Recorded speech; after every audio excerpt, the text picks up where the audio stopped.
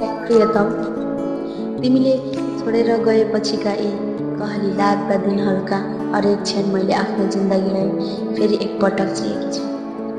तिमीसँगका क्षणहरूलाई याद गरेर तिमी नहुँदाको यो डरलाग्दो एकान्तलाई झेलेकी छु।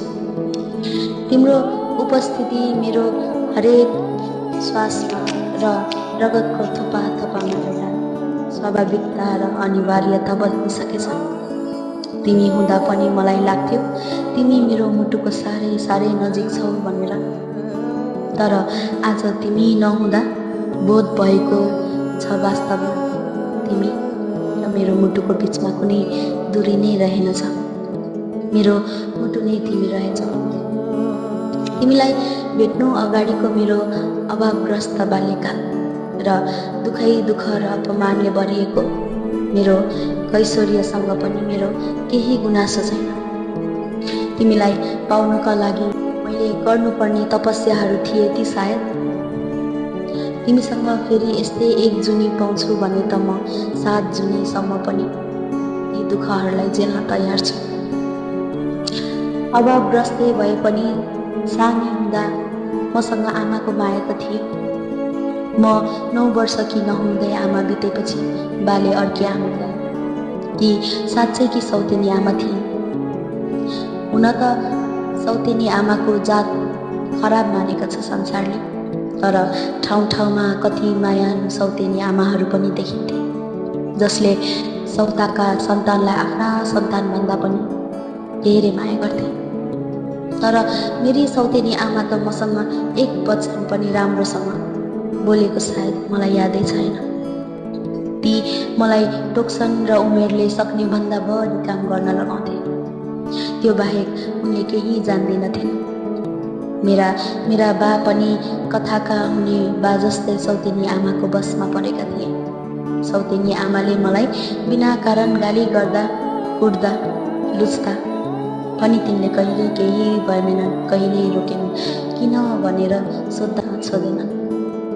तिमी मसँग कहिल्यै राम्रो पनि बोल्दा पनि बोलेनन्। विकट ठाउँ भए पनि हाम्रो गाउँ नजिकै त्यतिखेर एउटा स्कुल पुगिसकेको थियो। त्यहाँ पढ्न जाँदा खाजा खान पाइन्थ्यो। गाउँका धेरैले छोराछोरीलाई वर्णन गरेका थिए। आमा हुन्जेल त म पनि जान्थेँ। सौतेनी आमा घरमा भित्रिए महिनादेखि मलाई स्कुलबाट निकालिदिएका थिए घरको काम सघाउन भनेर। घरको काम सघाउने मात्रै होइन, मैले आफूलाई पाल्न त म मेलापात समेत गर्नु पर्थ्यो। 10-11 वर्षकी पनि नहुँदैबाट म मेलापात हिँडेकी हुँ भनेर पछि मैले तिमीलाई सुनाउँदा तिमी कस्तरी रोएका थियौ। ठुली हुँदै जाँदा ममा पनि आँट आउन थाल्यो र सौतेनी आमाको टोक्सोको जवाफ फर्काउन थाले। सुरुमा त तिनले हात पनि हाल्थे मलाई, तर तिनको डाकोभन्दा मेरो डाको ठुलो हुन थालेपछि अलिक हच्किन थालिन्। बालाई कुरा लगाउँथिन् ती त्यसपछि। सौतेनी आमासँग के भन्थे कुन्नी बाले, तर मलाई भने आँखा तरेर हेर्ने मात्रै, केही भन्दैनथे। मेलापात नभएको बेलामा पनि मलाई घरमा बस्नै मन लाग्दैन थियो। म धेरै जस्तो आफ्ना साथीहरूसँग हुन्थेँ। टुहुरी बिचारी भनेर तिनका आमाहरूले मलाई माया गर्थे। धेरै जस्तो म सुत्न मात्रै घर जान्थेँ। कति रात त साथीहरूकै घरमा पनि सुत्थेँ। 15-16 को उमेरबाट नै मसँग अलिक बढी मिल्ने साथी थिए एउटी माया भन्ने। तर त्यो असाध्यै पात्तेकी र छाडा थिए। केटाहरूसँग छिल्लेर कुरा गर्ने लाजै मान्दैनथे। मेलापात जात्रा आदिमा उसका वरिपरि केटाहरू जुम्थे। गाउँमा जनता आएका केटाहरूलाई समेत जिस्काउन जान्थे। म असाध्यै लजालु स्वभावको थिएँ यस्ता कुरामा। त्यही पनि ऊ मेरो नजिकैकी साथी थिए। कसरी कहिलेबाट उमेरी मिल्ने साथी बन्यो मलाई त थाहै भएन। म मेरो मनको कुरा उसैसँग मात्रै खोल्ने गर्थेँ। मलाई जे पर्दा पनि जान दिएर सघाउँथ्यो। मान्छेहरू छक्क पर्थे। हामी दुई मिलेको देखेर हाम्रो विपरीत स्वभावलाई लिएर उनीहरू पानी र तेल मिलेका भन्थे। एकचोटि ऊ र म उसको मामा घर गएका थियौँ। भोलिपल्टको ठुलो एकादशीको मेला हेर्न जाने भनेर हामी त्यहाँ पुगेका थियौँ। उसको मामा घरबाट 1 घन्टाको बाटोमा मेला लाग्थ्यो। अरूलाई नभने पनि ऊ खासमा त्यहाँ एउटा केटा भेट्न भनेर गएकी थिए र मलाई साथी ल्याएकी थिए। 2 महिना पहिला गाउँको एउटा बिहेमा जनता आएको केटा थियो त्यो। मेलामा त्यो केटासँग तिमी पनि आएका थियौ। त्यो केटा माया जस्तै बढी बोल्ने रहेछ। तिमी भने एकदम गम्भीर अनुहार बनाएर त्यो केटाभन्दा अलिक पछाडि नै उभिएका थियौ। एकछिनपछि हामी दुवैलाई त्यहीँ छोडेर माया र त्यो केटा अलिक पर गएर कुरा गर्न थाले। हामी 2 मात्र हुँदा मलाई पनि अलिकति अप्ठ्यारो त लागेको थियो, तर तिमीलाई त असाध्यै नै भएको थाहा पाएकी थिएँ मैले। तिमी मभन्दा लजालु रहेछौ। म तिमीलाई हेरिरहन्थेँ। तिमी भने भुइँतिर हेरेर बसिरहेको थियौ। तिम्रो अनुहार कान राता हुँदै आएका थिए। एकछिन त्यतिकै उभिएपछि आफै तिमीसँग बोल्न र कुराकानी गर्न सुरु गर्न आँटेकी थिए। आएर त्यो केटा फर्किहाल्यो। तिम्रो साथी त कस्तो बोल्दै नबोल्ने हो, केटी जस्तै। एकछिनपछि मायाले तिमीतिर हेर्दै भने, मेरा बान्दै हुन्, सोझा छन्, अहिलेसम्म केटी छोका छैन। त्यो केटाले तिमीलाई जिस्काउँदै बोलेर हाँस्न थाल्यो। यो चाहिँ पिन्दे, यसलाई पनि अहिलेसम्म कसैले सुता छैन। माया छिट्टी। उनीहरू 2 जना हाँस्न थाले। मायाका यस्ता कुराको बानी लागिसकेको थियो मलाई त। तिम्रो अनुहार कान झन्झन राता हुँदै गयो। घर कहाँ हो नि बान्दैको? तिम्रो नजिकै हो? मायाले सोधी। होइन, यिनको घर त देवभन्ज्याङ हो। देवभन्ज्याङ भन्या कता हो नि? मैले त्यो केटासँग सोधेँ। धेरै टाढा छैन, तल रोडबाट गाडीमा 1 घन्टा जति लाग्ला।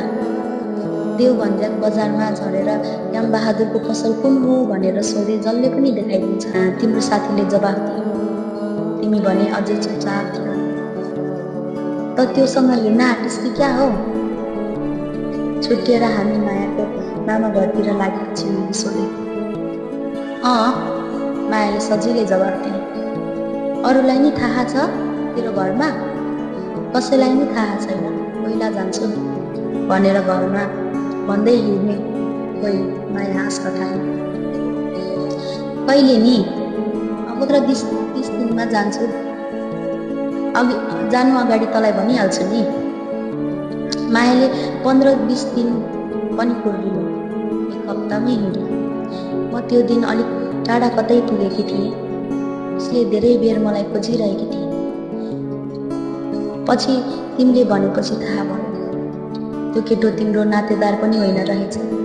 तिम्रो बाको पसलमा सामान ल्याइदिने साहुको गाडीको खलासी पो रहेछ नि त। यी दुवैसँग हाम्रो भेट पनि भएन। त्यसपछि माया हिँडेपछि त मलाई गाउँमा बस्न झन्झन गाह्रो हुन थाल्यो। माया नभएपछि मायाको घरको बाटो पनि बन्द भयो मेरो लागि। उसका बाउ आमा त मसँग बोल्नै पनि छाडे। पहिला मसँग राम्रो व्यवहार गर्ने मान्छेहरूको पनि म प्रतिको दृष्टि नराम्रो हुँदै गएको थियो। एउटी गई अब अर्की पनि जान्छ भनेर गाउँमा हल्ला हुन थाल्यो। माया नभएपछि बल्ल मलाई आफ्नो जवानी र त्यसमा निर्झै गाडिने आउने आँखाहरूको अनुभूति हुन थालेको थियो। मसँग छेडखान गर्नेहरू अचम्मसँग बढ्न थालेका थिए। मलाई अब आफू असुरक्षित भएको लाग्न थाल्यो। माया साथमा हुन्जेल जवानी ताकेर आउने तीरहरू उसैतिर सोझिएर म जोगिएको थिएँ। सायद कहिल्यै फर्किन्न नपर्ने हुन्थ्यो जस्तो लाग्न थाल्यो।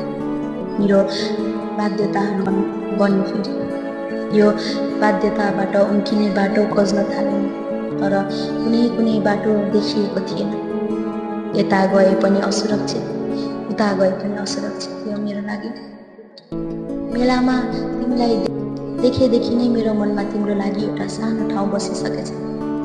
म आफैलाई पनि पत्यार लागेन।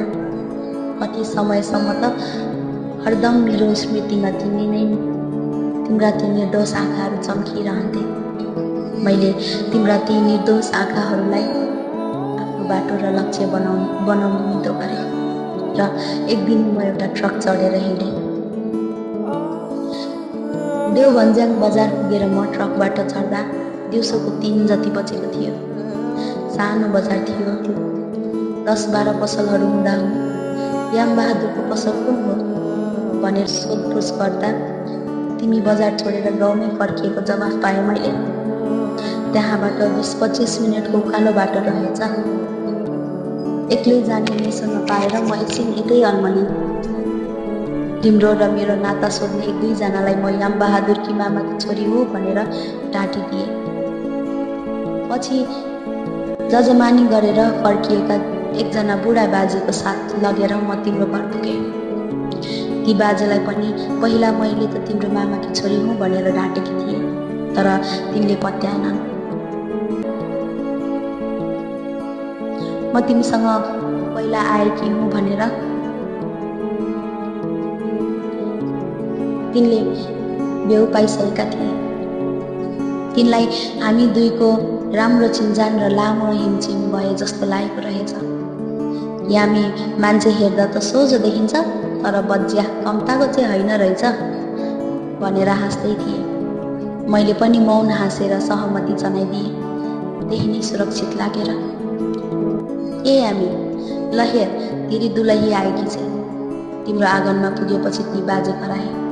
घरको ढोका खुल्लै थियो, तर तिमी निक्लिएनौ। दैलो खुल्लै छ, एकछिनमा आउँछ होला।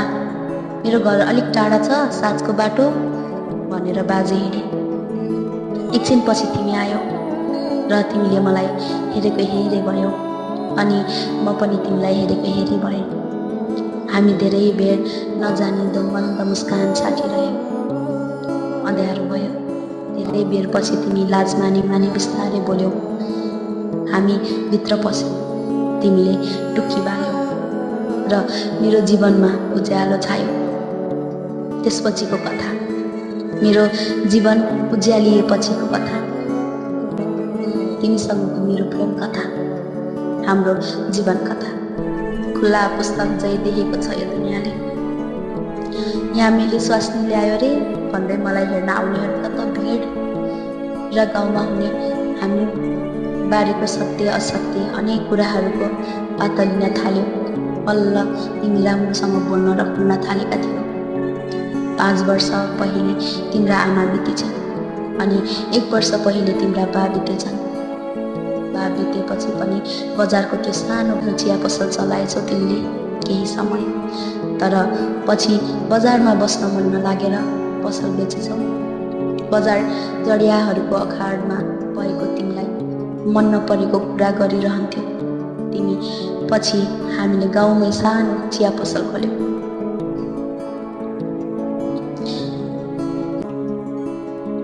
म भएर पनि हुन नसकेको मेरो माइती घर कहिल्यै फर्किएन। अझै म कहिले काहीँ लाग्छ त्यो बेला तिमी नभेटिएको भए, अथवा त्यो केटाले देवभन्ज्याङ यसै भनिदिएको भए र तिम्रो घर अन्त्यै भइदिएको भए, अथवा तिमीले मलाई नस्वीकारेको भए, अथवा म एकपछि अर्को 100 डरलाग्दो सपना देखे झै झस्किन्छु, आङजिरिङ्ग हुन्छ। 4वटा छोराछोरी हुर्काउँदा 30 वर्ष बितेको पत्तै भएन। अब त छोराछोरीहरूको सबैको घर बसिसक्यो। कोही सँगै छन्, कोही अलिक पर पुगेका छन्। काखमा नाता नातिनीहरू पनि खेल्न थालेछन्। अरूले हेर्दा जिन्दगीमा सबै थोक छ, तर तिमी छैन। तिमी मलाई छोडेर यति चाँडै किन गयौ? तिमीमा कुनै रोग थिएन। 50-51 को उमेरमा पनि तिम्रो फुर्ती देखेर मान्छे छक्क पर्थे। त्यो दिन पनि दिउँसो तिमी र म तरकारी बारीमा काम गर्दै थियौ। तिमीले मुटु दुख्यो भन्यौ र गएर पिँढीको गुन्द्रीमा सुत्यौ। म पनि पछि गएँ र तिमीलाई किन भनेर भित्रबाट 1 गिलास पानी लिएर आएँ। म पानी लिएर आइपुग्दा तिमी छटपटाउन थालिसकेको थियौ। मैले तिम्रो टाउको उठाएर मेरो काखमा राखेँ। के गरौँ, कसलाई बोलाउँ भनेर म आत्तिँदै थिएँ। तिम्रो मुखबाट फिज आउन थालिसक्यो अलिकति। त्यसपछि तिमीले एकपटक मलाई हेऱ्यौ र मलाई छोडेर गयौ। यसरी हाम्रो प्रेम कथामा म एक्लो भएँ। कहिलेकाहीँ दुःख लाग्छ, मैले तिम्रो काखमा मर्ने सौभाग्य पाइनँ। फेरि अलिक सन्तोष पनि लाग्छ, तिम्रो अन्तिम घडीमा तिमीलाई मैले मेरो काख दिन पाएँ। म कातर होइन, म यो मेरो आत्महत्या पनि होइन। सायद मेरो चाहनाको बलले खिचिएर मृत्यु मेरो नजिकै आइपुगेको हो। छोरा बुहारीबाट अपहेला पनि भएको छैन। नाता नातिनी खेलाएर अर्को 15-20 वर्ष सजिलै काट्न सकिन्थ्यो होला। तर तिमी गएपछि किन यसै बाँच्ने मन मर्दै गएको छ। मलाई तिमी बिना एक्लै बस्न मन छैन। मेरो अस्तित्व ठुलो अंश तिमीसँगै गइसकेको छ र बाँकीलाई पनि म तिमीमा मिलाउन चाहन्छु। मलाई साह्रै निन्द्राले छोप्दैछ। मलाई थाहा छ भोलि बिहान म यो संसार बिउजने छैन।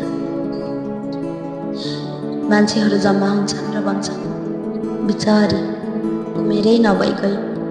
त्यसरी नै जसरी तिमी जाँदा बिचारो उमेरै नभई गयो भनेका थिए। उनीहरू 3 महिना पहिला लोग्ने बितेको गोडले ओइलाउँदै गएकी थिए बिचारी पनि भन्लान्। हाम्रो प्रेम कथाको चर्चा होला फेरि एकपटक र केही समयसम्म धेरैले हामीलाई बिर्सेला।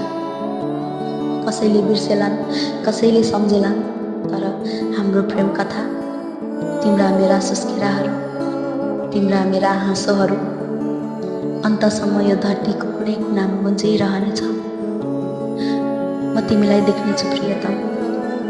तिमी अहिले पनि एक्लै एउटा घरमा मलाई कुरेर बसिरहेको छौ।